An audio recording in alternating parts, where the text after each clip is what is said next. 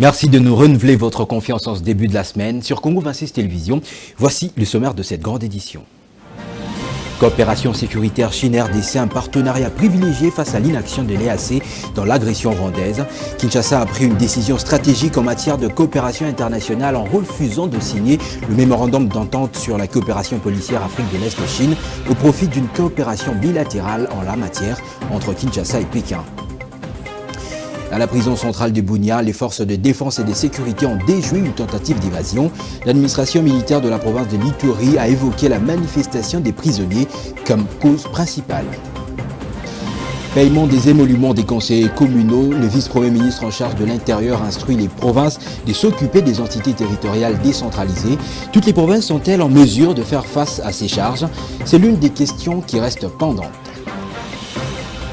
Mesdames, Messieurs, bienvenue. Le gouvernement a récemment pris une décision stratégique en matière de coopération internationale en refusant de signer le mémorandum d'entente sur la coopération policière entre les pays de l'Afrique de l'Est et la Chine. Cette annonce, faite lors d'une rencontre à Beijing, traduit la frustration de Kinshasa face à l'inaction de l'organisation sous-régionale de la communauté d'Afrique de l'Est concernant l'agression rwandaise. Plus de précisions dans ce récit de notre consoeur Ebenezer Bwanga. Au cours de cette réunion, les autorités congolaises ont réaffirmé leur volonté de collaborer avec la Chine en exprimant clairement leur réticence à s'engager dans un cadre multilatéral. Voilà l'essentiel pour Kinshasa de la coopération Chine-RDC réitérée à Beijing. L'accent a été mis sur une coopération qui ne saurait se faire sans que l'intégralité territoriale du pays ne soit au centre des discussions. Ainsi, l'absence de condamnation des membres de la communauté d'Afrique de l'Est EAC face aux atrocités du Rwanda dans la partie est de la RDC pousse Kinshasa à privilégier une approche bilatérale avec Pékin.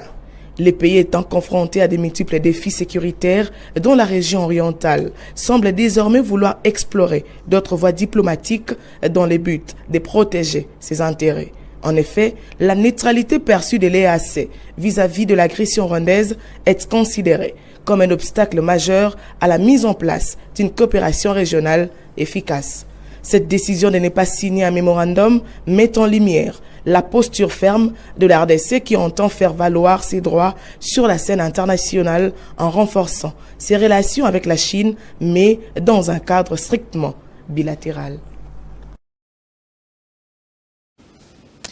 Affaire non-paiement des émoluments des conseillers communaux en voie de trouver une issue. Dans un communiqué officiel rendu public samedi 7 septembre dernier, le vice-premier ministre, ministre de l'Intérieur, Jacques Chabani, instruit les provinces d'assurer et de faciliter le cadre de travail aux conseillers municipaux en assurant la prise en charge de leurs émoluments par des rétrocessions nationales des taxes d'intérêt commun dues aux entités territoriales décentralisées. Toutes les provinces seront-elles en mesure de faire face à ces charges? C'est la question qui va rester pendante. Le stade de la Concorde de Kadutu a accueilli dimanche 8 septembre 2024 un événement en matière de gestion transparente et de démocratie. Le gouverneur de province Jean-Jacques Pouroussi Sadiki a échangé avec la population sur la gestion de la province depuis sa prise en fonction. Il a été aussi question de remettre la rétrocession aux bourgmestres et aux administrateurs des territoires. Crispin Kalangaliwa était sur place. Le stade de la Concorde de Kadutu a accueilli ce dimanche 8 août 2024 un événement historique en matière de gestion transparente et démocratique. Le gouverneur de province, le professeur Jean-Jacques Pouroussi, a tenu son tout premier meeting populaire dans le cadre d'échanges sur la gestion de la province depuis sa prise de fonction.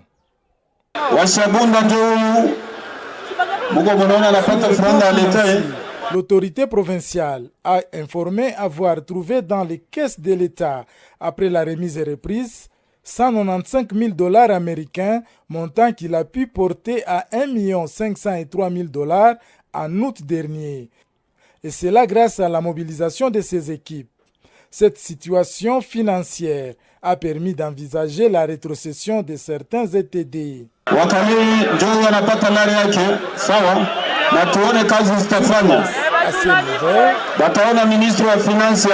Il a symboliquement remis via son ministre des Finances des chèques de 60 000 $ américains payables en 2 tranches, aux représentants des territoires d'Uvira, Fizi, Chabunda, Kalehe, ainsi qu'aux villes de Baraka et d'Uvira pour des projets de développement dans leurs entités. Ces projets feront l'objet d'une enquête avant la remise du second.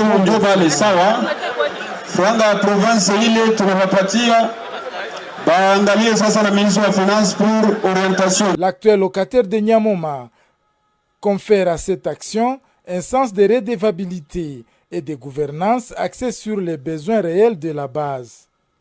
Au fait, on a détecté plusieurs centaines de personnes qui touchaient l'argent de l'État sans jamais travailler, sans jamais mettre le pied au bureau. Nanjomana tous les sauvé pour 162 000 dollars américains, comment ils y tous les récupérer, Haïti a manqué c'est à l'État. Dans les Chinois, tous les coincés, l'entreprise minière à Bongo, qu'on a illégalement, tu lui vas toucher à 360 000 dollars en moyenne semaine. Cette action a été saluée par plusieurs citoyens du Sud Kivu qui se disent être déterminés à accompagner l'autorité provinciale dans ses actions. Aux habitants de la province du Sud Kivu, et c'est un sentiment de joie, un sentiment de satisfaction, en tout cas dans l'histoire de la province du Sud Kivu, et pourquoi pas dans l'histoire des 26 provinces de la République démocratique du Congo. Son Excellence Jean-Jacques Purusi Sadi, qui gouvernait des provinces, vient de prouver son degré de redevabilité et une preuve également de bonne gouvernance. Et nous avons été vraiment édifiés. L'état dans lequel il a rencontré la province, tout ce qu'il a déjà fait, les infrastructures, la sécurité, le social, il en a fait le besoin le plus prioritaire et nous avons été très contents de cette présentation. Jean-Jacques Purusi Sadiki, le gouverneur du Sud Kivu, a annoncé dimanche 8 septembre dernier l'arrestation de plus de 45 personnes impliquées dans l'exploitation illicite des minerais dans sa province. Les détails dans ce récit de notre confrère Steve Boniemé. Profitant de cette occasion, le gouverneur du Sud Kivu, Jean-Jacques Purusi, a condamné avec fermeté l'exploitation illicite de minerais dans cette partie du pays. Selon lui, il y a plus d'une centaine d'entreprises, de sociétés et de coopératives qui exploitent illégalement des minerais dans la province du Sud Kivu.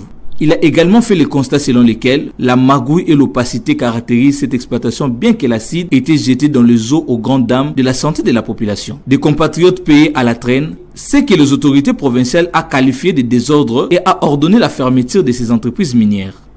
Après les avoir toutes convoquées, plus de 440 entreprises et chacune d'elles, sans exagération, exploite au moins 110 kilos d'or par mois. Une preuve irréfutable de pillage sans merci du pays en complicité avec plusieurs personnes se trouvant à Kinshasa. Il est temps, a-t-il souhaité, que les mesures soient prises dans le but de mettre fin à cette pratique illégale.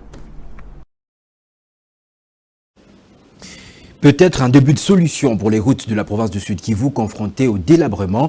La province a désormais sa propre société d'infrastructure et de réparation de routes grâce à la dotation des machines et autres engins de la compagnie chinoise, de la MONUSCO et d'une société d'exploitation de l'or. Crispin Kialangaliwa pour les détails. C'est peut-être un début de solution en ce qui concerne le délabrement des routes en province du Sud Kivu. La province envisage la création d'une société de construction et réparation des routes, et cela grâce à la dotation de machines et autres engins roulants par la compagnie chinoise de la MONUSCO. L'annonce a été faite par le gouverneur de province Jean-Jacques Purusi lors de la réunion qu'il a tenue avec les opérateurs miniers dans la salle de réunion de l'hôtel New Riviera dans la ville de Bukavu le vendredi 30 août 2020. Nous venons de créer une société provinciale des infrastructures. Et cette société provinciale des infrastructures vient en effet de bénéficier de deux gros engins au profit de la province, au profit de la société provinciale des infrastructures, non à part la réparation des routes. Que ces machines ont engagées, ils ont quand même aussi décidé de faire un geste à la société provinciale des infrastructures en dotant de quelques machines, soit que notre ministre va donner un détail là-dessus. Ces engins ont été remis au gouvernement provincial dernièrement lors de la cérémonie de retrait de cette compagnie chinoise en République démocratique du Congo, qui a eu lieu à Amsar, dans le territoire de Kabare au Sud Kivu, en présence de Bintou Keïta, représentante du secrétaire général des Nations Unies en République démocratique du Congo et l'ambassadeur de la Chine au pays. La population espère que les routes du Sud Kivu seront facilement réhabilitées sans attendre Kinshasa à travers l'Office des routes ou encore l'OVD.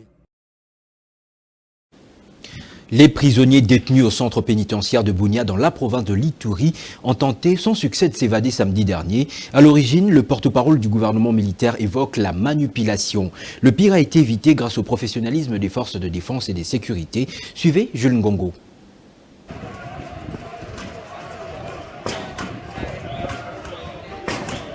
Nous constatons une tentative, nous pouvons le dire, une tentative d'évasion. Pour une seule raison, ceux qui sont dedans, il y a une forte manipulation. Il y a une forte manipulation. Vous pouvez voir, pour eux, l'information que nous avons, ils ont dit, ils vont réitérer ce qui s'est passé à la prison centrale de Makala. Pour une seule raison, ceux-là qui vont s'évader, ils vont s'évader. Et ceux-là qui seront pris par la police ou ils seront maîtrisés, neutralisés par la police, et voilà. Et donc nous avons compris, vous allez voir, il ne s'agit pas d'une réclamation ou de la ration ou de primes, non, non.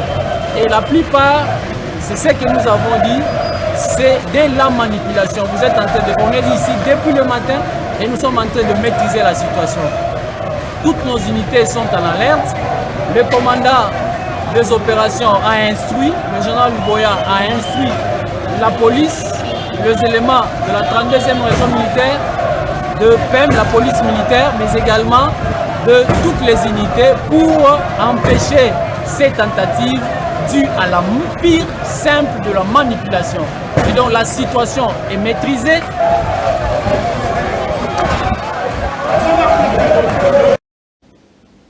La ville de Kinshasa sera-t-elle définitivement débarrassée des épaves de véhicules et des débits de boissons le long de ses artères? La question vaut la peine d'être posée au regard de plusieurs mesures prises par l'hôtel de ville, mais sans impact. La dernière en date, c'est celle contenue dans un communiqué rendu public vendredi 6 septembre dans lequel le ministre provincial de l'Environnement, Propreté publique et Embellissement de la ville, Léon Moulumba, accorde un délai de 15 jours à la population quinoise pour dégager les avenues et entreprises publiques. En ce qui concerne les trépaudage des contenus de kiosques, l'abandon des épaves, des véhicules automobiles et engins, des garages, les terrasses, des marchés qui encombrent la voie publique sur toute l'étendue de la ville. Des sanctions légales sont agitées en cas d'infraction constatée. Depuis le 2 septembre dernier, les écoles publiques et privées accueillent les élèves à travers le pays. Contrairement aux mesures prises par la ministre de l'Éducation nationale, certaines écoles obligent les parents d'élèves de payer anticipativement les frais scolaires. Détail avec Alexis Tcheboué.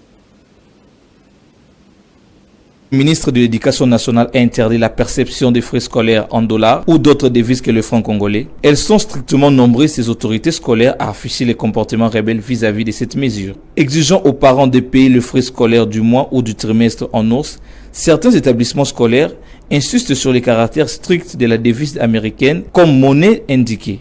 D'où la question est de savoir le bien fondé de l'attitude affichée par des écoles face aux prescrits légaux. Le gouvernement congolais invité à faire le suivi de cette mesure étant que chef d'établissement scolaire hostile aux lois du pays.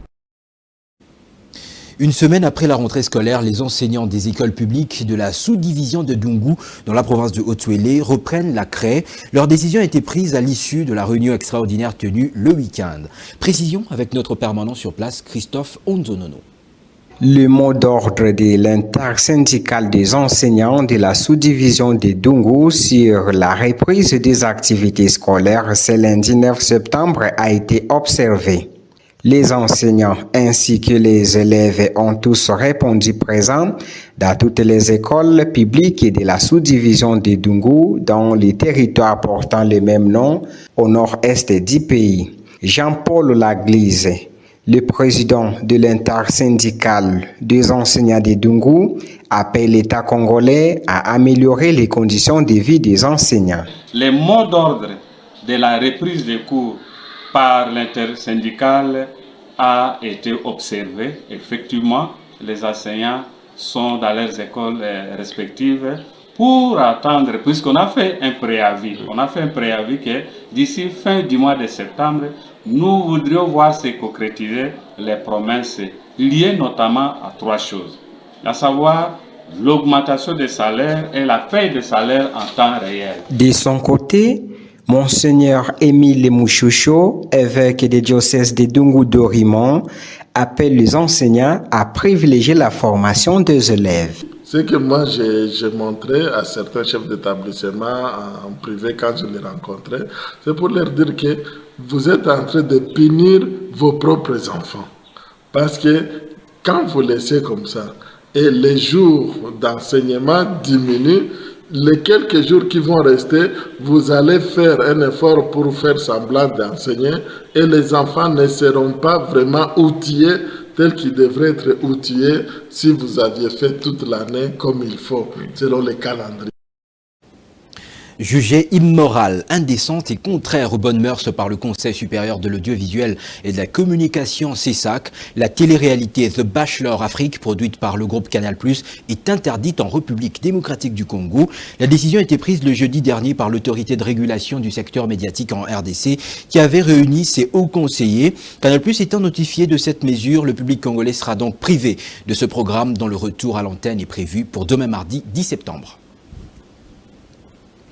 À l'approche du grand rendez-vous électoral du 5 novembre prochain aux États-Unis d'Amérique, la démocrate Kamala Harris en découdra avec le républicain Donald Trump dans un traditionnel face-à-face télévisé devant des milliers de téléspectateurs. Ce face-à-face prévu demain mardi 10 septembre est très attendu, d'autant plus que la vice-présidente sortante et l'ancien président républicain se rencontrent pour la première fois dans ce format de duel télévisé, dans ce contexte où les sondages placent la démocrate favorite dans certains États clés. Nous y reviendrons dans nos prochaines éditions.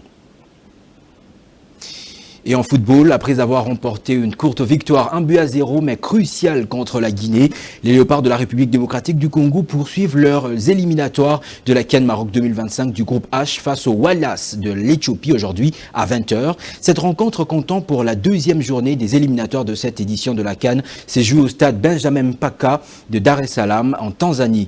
Les yeux de Congolais sont désormais rivés sur cette rencontre décisive qui pourrait sceller le sort des Léopards dans ces éliminatoires. C'est la fin de cette édition. Revoici ses principaux titres. Coopération sécuritaire Chine-RDC, un partenariat privilégié face à l'inaction de l'EAC dans l'agression rwandaise. Kinshasa a pris une décision stratégique en matière de coopération internationale en refusant de signer le mémorandum d'entente sur la coopération policière Afrique de l'Est Chine au profit d'une coopération bilatérale en la matière entre Kinshasa et Pékin. À la prison centrale de Bunia, les forces de défense et sécurité ont déjoué une tentative d'évasion. L'administration militaire de la province de l'Ituri a évoqué la manifestation des prisonniers comme cause principale. Paiement des émoluments des conseillers municipaux, le vice-premier ministre en charge de l'Intérieur instruit les provinces de s'occuper des entités territoriales décentralisées. Toutes les provinces seront-elles en mesure de faire face à ces charges? C'est l'une des questions principales que tout le monde se pose. C'était un honneur de vous présenter ce journal. Merci de votre attention soutenue et bonne semaine sur la chaîne de l'Unité nationale. Bonsoir.